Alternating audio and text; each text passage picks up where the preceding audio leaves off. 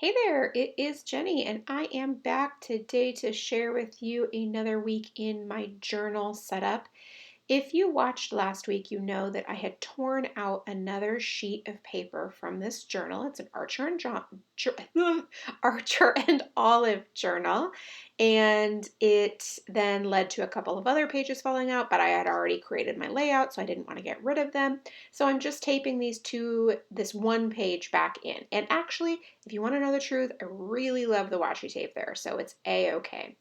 I am using an A5 sized Archer and Olive journal with a dot grid pages. I will do my best to link you up something similar in the notes below. And then also I am drawing with pencil the layout for the week. I like to change up the layout a little bit. I don't go too crazy. It's nothing like wow, like amazing in terms of layout or anything like that, but I do like to change it up. It just keeps me more interested. So that's why I do that. This week is also going to be very, very simple. I anticipate when the week is finished and I filled it all in, it will feel much more full, but for the beginning, like how this is going to look, it's going to seem very simple. I am drawing in little boxes at the top for headers as well. And what I mean by that is for the days of the week. So if you can see this, I'm drawing several lines so that I can create those boxes. And obviously, if you can't see them right now because it's too faint, because I don't press very hard with the pencil, you will be able to see it at the end when I go over it with the Papermate Flair pen. So this is just a really simple rectangular layout, and I'm using a bunch of stamps from the Ink Blot shop, and I love them because they're really sort of modern and whimsical, and I love it. Super cute. So now I'm going to go ahead and stamp the days of the week. So the first one is going to just say February because I'm going to put the month calendar in that box. And then the rest of them are going to have the days of the week. When I stamp on the left-hand side, it's very difficult to get a good impression without something underneath it because there aren't very many pages on the left side. So I simply put a extra ink pad behind the page or behind that left cover and then stamp on top of that, and that gives me the counter pressure that I need to get a good impression. So these stamps are just really fun. They're very, very handwriting looking like, which is really whimsical and ordinary as well, and I mean that in the best way possible. Like, it's super cool to just have these little ordinary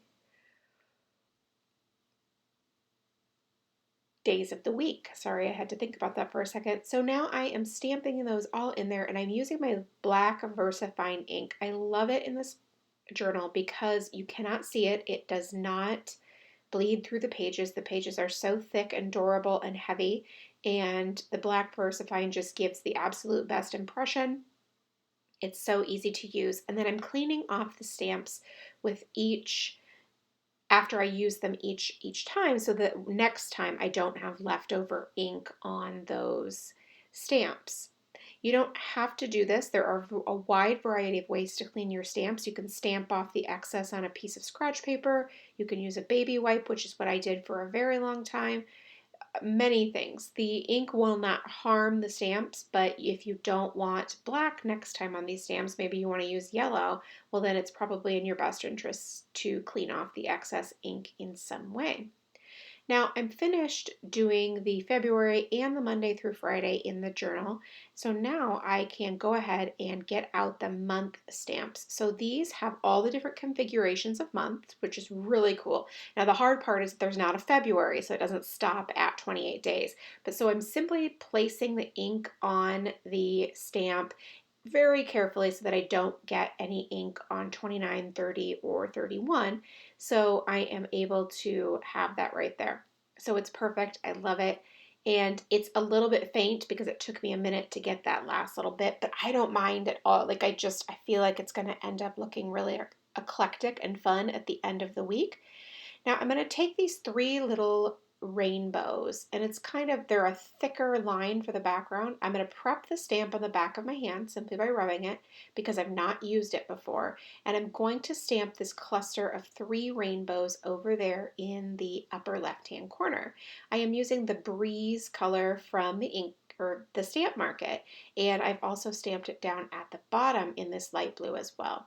Now I'm cleaning it off because I want to switch and I want to use a pink that matches the washi. So the washi has a pink background and then it's got a splatter pattern of red, light blue, and like an ivory color. So that's the color palette I'm going for this week. And side note, light blue and red together has been a favorite of mine for a really long time. So it's kind of exciting to bring that back in. And then with the little bit of flourish, the flourishes of pink as well. It's just really, really pretty. And I think it's perfect for February.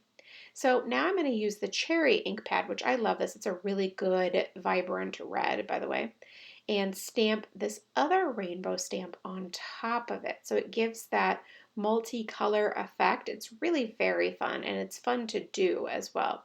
The other part that I like about it is that it's not one of those stamps that you need to be perfect. You can have a little bit of room for some offset stamping or things like that. It's definitely a lot more forgiving than some other stamp sets. So now I'm just going to clean this one off again because, I need to start out fresh next time.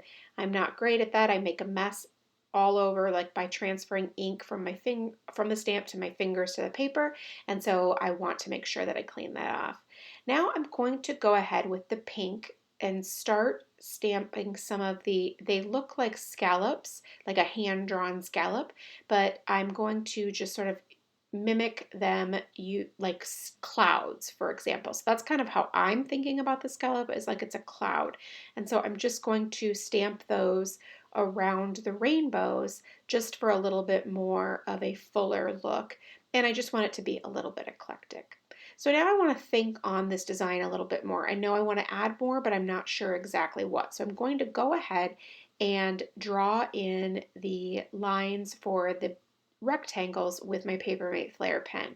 I like to use the Flare pen because it creates a really bold black line, and I am trying to have the overall design stand out for my journaling. If I wasn't, I probably wouldn't draw lines in the first place. So that's where we are with that. So now I'm just filling in. It can be a little bit difficult. Some of the days of the week dip down below the line, and so just writing up next to it but not over it, because I want it to look like it sort of blends in seamlessly with the rectangles.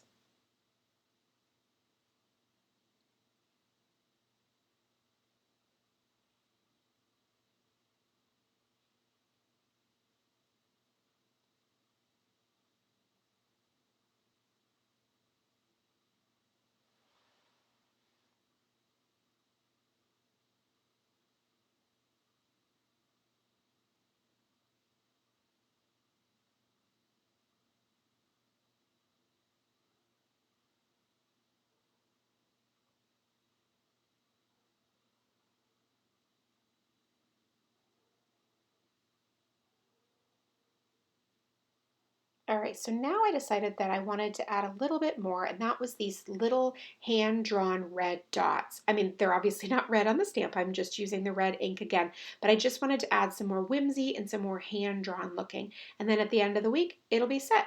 Thanks so much for stopping by and watching. I really do appreciate it. If you have any questions, please leave them in the box below.